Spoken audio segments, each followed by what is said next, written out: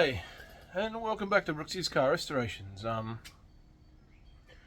So on Sunday, I think I posted that we're going for a car hunt. I didn't say no on the car, but it was a car that didn't really interest me. I mean, it was super cheap, and it was probably worth it all day long, under $1,000 for a registered Volvo. But the cars just don't really excite me. And I probably would have made money all day long, but just, I want to feel passionate about it, and also bringing that sort of thing to the channel. Whether it will generate interest or not interest, I don't know. But anyways, we're definitely looking at a car tomorrow, whether or not I buy that. Yeah. Anyways, so keep looking around. There's another car I'm second in line for, so on and so forth. But anyways, today, finally, we have the transmission kit. So we're going to be putting all that back together finally and getting it running. Also, not that it's all that interesting, but I finally went out and bought a new battery for the CRV. So we've got a new one sitting there. So got an hour or so this afternoon, just going to quickly knock all this stuff out. And the battery in the CRV was on. It was fine if you drove it long distances, but on short trips would just if you went to the shops and you drove to one or two shops afterwards, you'd be lucky to get the car started again after that. So yeah, the battery's on its way out. Either that or the alternator's on its way out, I don't know. So I know that's right. We did test the alternator, and the alternator's putting out a pretty good charge. So I don't think it's the alternator. But I could be wrong. I mean, it could have just worked well while we were using the tester, but it's had a couple of full flat batteries, which I think killed it, and it's an old battery. We left the lights on it a couple of times. Apparently when you hit the indicator, it accidentally turns the lights on and you don't notice it, and there's no beep when you get out of the car. So we didn't know we'd left the lights on, and over a couple of times of doing that, the battery just died and never came back properly. So if we're going to sell that, do the right thing, put a new battery in it. Don't want to leave the new person stranded. There, new owner. Anyways, we'll put this gasket and stuff in, and yeah. Right, firstly we're going to clean up these surfaces as best as we can. The pan's already clean, but the underneath of the car is still dripping in oil. Now I'm not going to spray the greaser directly into the gearbox or anything. I'm just going to put a little bit on the rag and sort of wipe it off.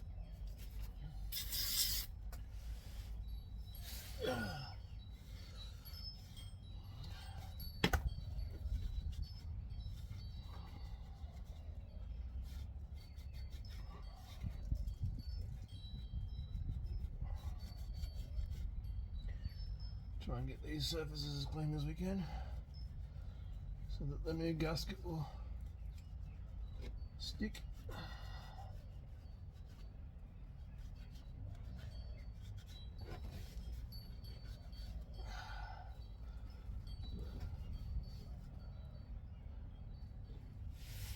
Right.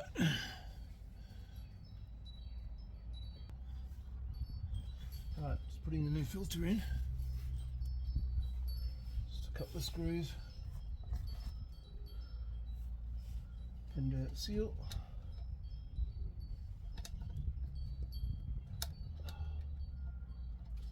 Maybe.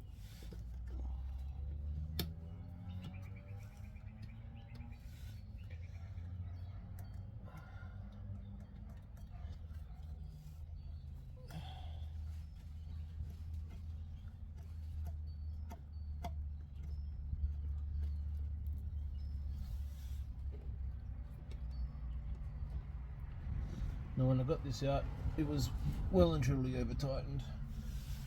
So I'll try not to tighten it too much when I put this new one in. Alright, filter's back in. Now we're going to put the gasket and bottom plate in. Alright, we sealed one side of the gasket.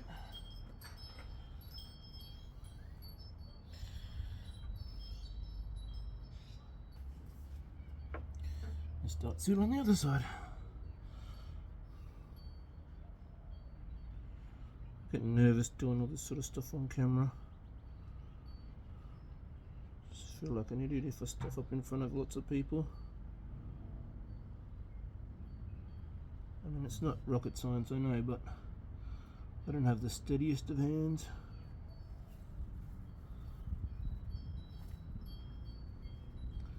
Anyways, you get the idea. I'm just trying a bit to show you that I'm actually doing this stuff. You know, some people say, oh, on other channels that people don't do the work or whatever. I'll take credit for it, or if my dad does it, I'll say that he did it. Either way. Anyways, come back shortly when putting in the car. Now, we all well know there's about 100 different ways to do these sorts of things, and as I'm probably sure someone's going to say I'm doing it all wrong or whatever else, but at the end of the day, as long as the gearbox doesn't leak and it does the job, that's all that matters. And you know, this is the way I was shown how to do things, so whatever. Anyways, I'll also show you how I hold it in the car while I get it all screwed in. So we'll go to that now. I don't know where you can see that, but I like to use the jack to help hold it in place when I get everything sorted out. There's probably other ways of doing it, but this seems to be the easiest way for me. Start with the corners first. Assuming I've got it all lined up properly.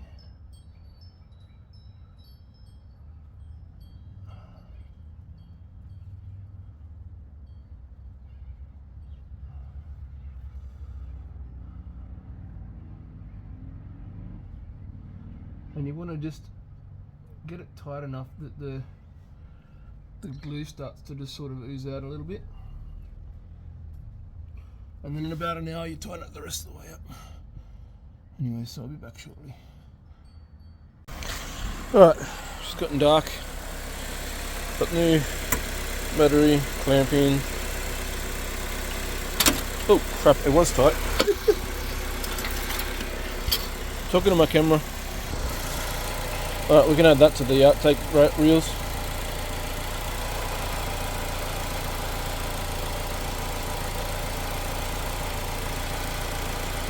Anyways, that's tighter now, hopefully.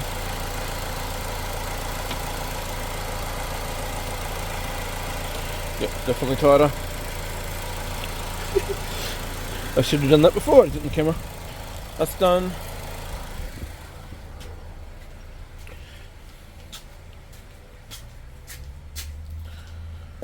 I screwed up the pan, but I know what I did wrong. I should have done it differently. But now it's in. She's good to go. We'll give that an hour to set, then we'll add some oil to it. Maybe a bit more. Maybe we'll put oil in it tomorrow. I don't know. We'll see. They say give it an hour and then tighten it up. So I've got an hour set anyway, so tighten it up in about an hour. Let's just nip it up. It's just sort of somewhat finger tight now, just till the stuff comes out. Anyways, hopefully that'll seal. Well, I guess we'll find out tomorrow. When did we put oil in it? So far everything's clean and dry, so we'll know if it's leaking. So we'll check back later. It's getting dark. Gonna go have some dinner and chillax. G'day. It's gonna be a scorcher today. We're expecting 29 degrees plus. I mean, that's probably not that hot for Australia, but for most of the rest of the world it's pretty warm, and it's still supposed to be winter, so g'day.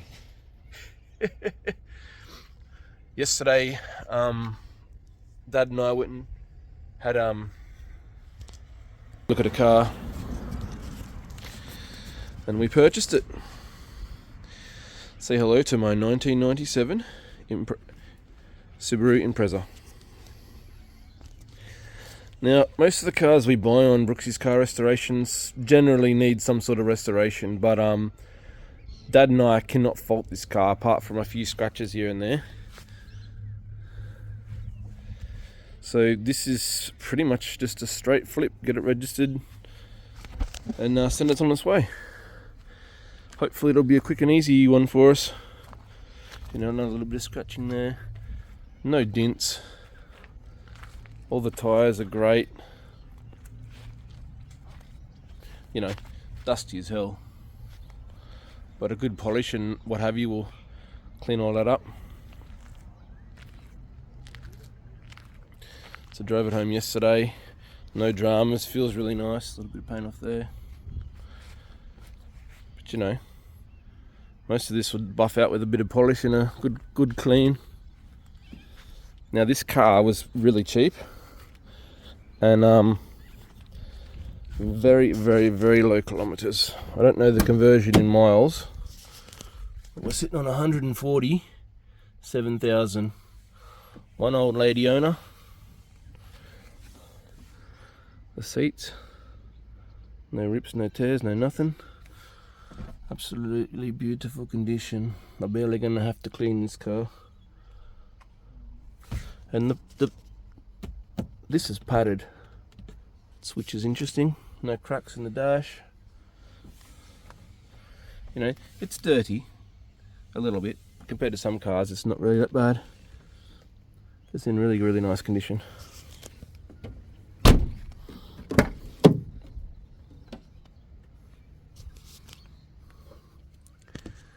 Should be able to make a little bit of money off this, hopefully. Put into other projects / feed my family. Even the spare tyre's in pretty good nick. There's a few burrs and stuff in the back, which might be fun for the vacuum cleaner. Sorry about the bus.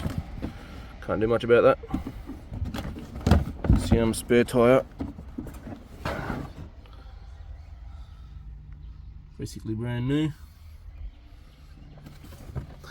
This is something I did not expect though, and I don't know if the camera will do it justice today, but when I jumped under the car to have a look underneath the car,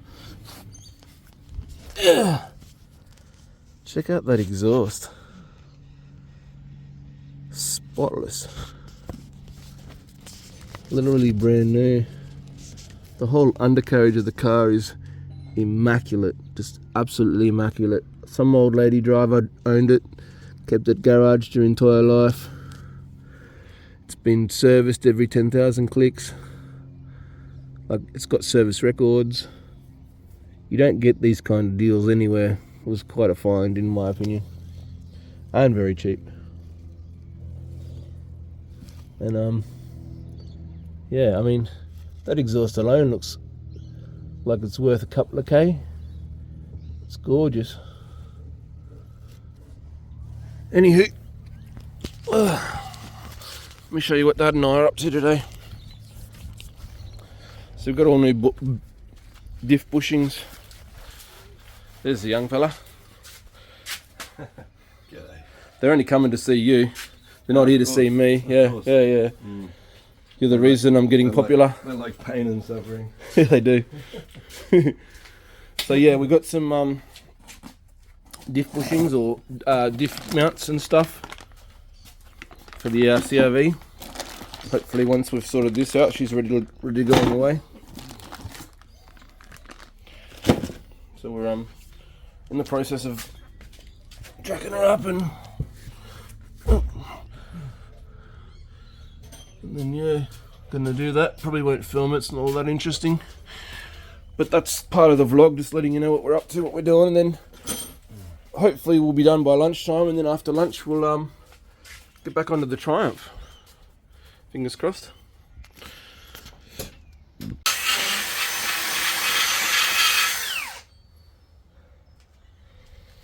So far we've got one of the bushings out. Partway through this one.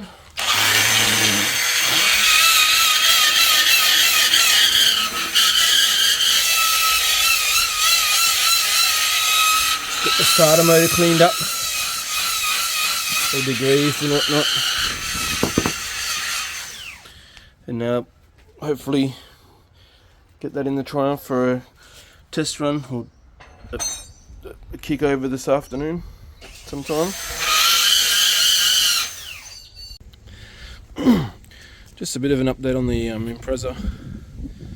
I've just finished washing it. Haven't fully detailed it yet, but I've given it a good wash and vacuum. And I mean, it was covered in a really thick layer of dust, but it's coming pretty good. Obviously, before I sell this, I'll have it looking immaculate, or as best as I can. But the problem with that is I've only got a short amount of time to sort this out. I've got a friend who's actually interested in the car, and they're coming to look at it very shortly. So I have had no literal time to do anything. So she's had a quick vacuum and a wash, and obviously if I get time I'll properly detail it later, but you know, it looks pretty good just for a quick and,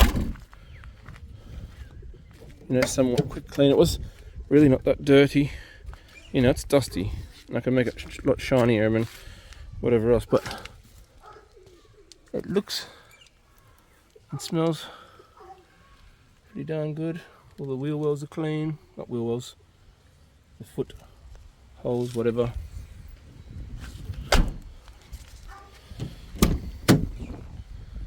Driver's side, super clean. The dash needs a good wipe over with something that's a bit dusty. As you can see, I'm not lying, there's a lot of dust in there. But like I said, just gave it a quick and, you know, wash. If I've got more time I'll get around it, doing the rest of it, but it's part of my daily vlog slash whatever. I mean, that red is unbelievable. You know, and I could do with a bit of a polish here and there to get some rid of those scratches and that, but you know, and the buff on the front wing thing, but you know, they're little things, and because I'm selling it to a mate, you know, he needs his son needs a car ASAP basically, and you know, he can bring it back over time and I can fix up little bits and pieces for it, or finish it if he so desires. But otherwise, you know, it's a very clean car, good little daily, very low kilometers. Yeah, so if my mate doesn't end up wanting this car, my wife definitely wants it, potentially, until she gets her daily. So anyway, that's just a little bit quick update on the cars. G'day. So I've just recently decided to sort of put out two different sort of videos. One I'll be pretty much working on my classic cars, and I'll just dedicate the whole video to what I've done with that car, and then the second video will still be my vlog stuff slash flipping cars and what have you. So I may end up with 2 videos a week, or one of each, or one video here and there, I don't know. But anyways, I almost had 2 videos last week, and the second video just didn't quite get enough minutes. Anyways, last week or the week before, I can't remember, we did a car hunt and bought a as you'll see at the beginning of this, middle of this video, sorry, the Impreza. Now, today I was going to clean up some scratches and repaint it and whatnot. I noticed one of the scratches is actually a deep cut in the bumper, which I hadn't noticed before. So we'll have a closer look at that. but it's actually indented. See? So what I'm gonna do is I'm gonna heat this up, then we're gonna get a hammer inside and pop this back out again. So use my heat gun, heat that up, pop that out, and then I'm going to try and weld this back together just with the tip of my what you call it, soldering iron. So like plastic weld it sort of thing, and then clean it up and repaint it. There's quite a deep grooving down here that'll need to be sort of addressed as well.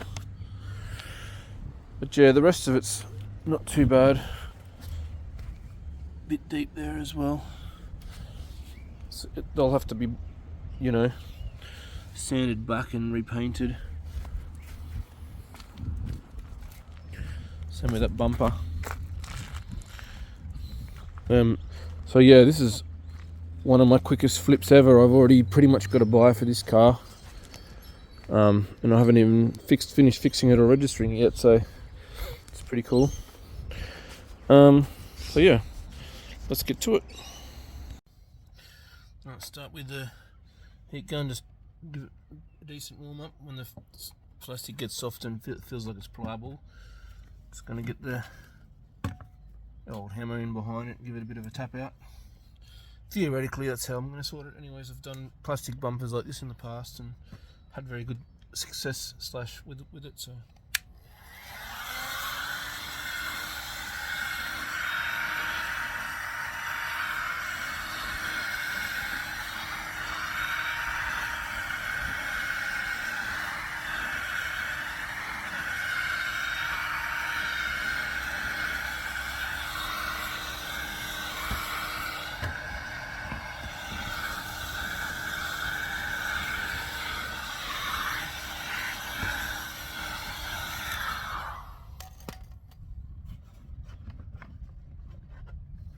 Except silly me realised that there's now some sort of plastic thing stopping me from getting at that, so I'm going to have to remove that first. Hang on a minute. Well, the hammer's not going to work, it's not going to fit in. There's bottles and all sorts of stuff up inside that guard, so I'm going to have to physically push it out with something like a screwdriver or whatever. Plus this bumper's too loose and floppy, it's just sort of moving around, so we're going to have to improvise a bit. Anyways, I'll play around with it and see if I can't get it pushed out and show you the finishing product maybe. Alright, so I'm going to push this out a bit.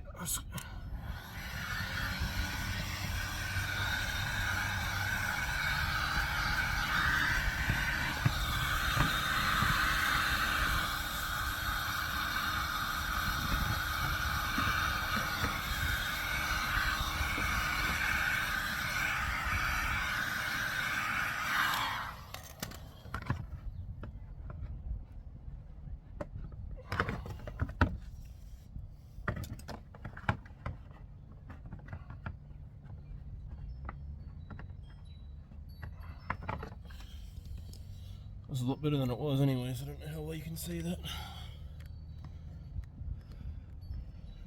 So we'll try and just sort of meld it back together so it doesn't sort of do that again. Try is the key word. I'll get my soldering iron. So we'll try and melt this back in together a bit, and then afterwards we'll smooth it over with the sander and whatnot. Try and get it as smooth as I can, if not thin layer of body filler or something maybe.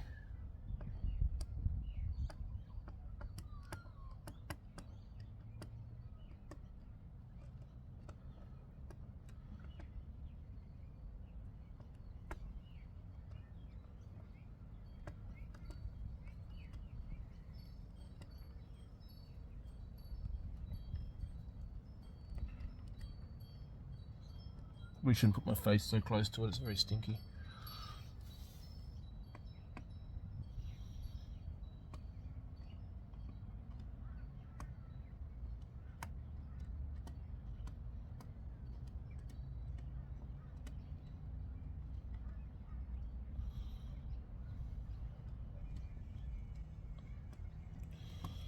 If you don't have all those fancy plastic welders, sometimes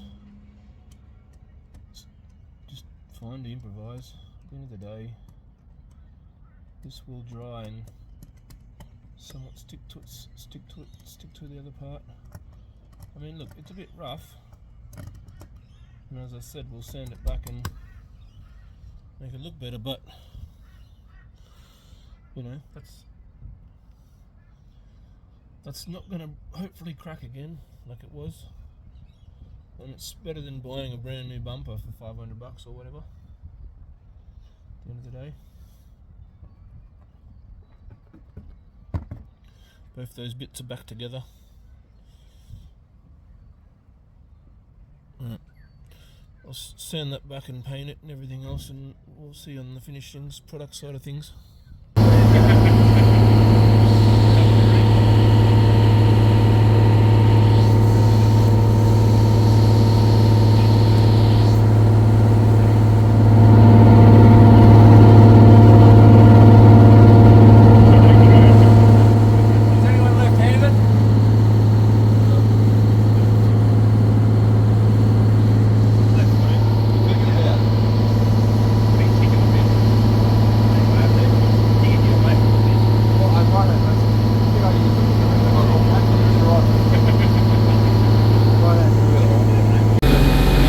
Got it.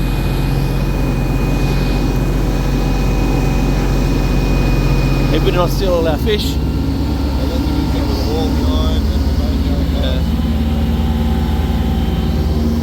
Say good day, old Millie. Time to get some fish.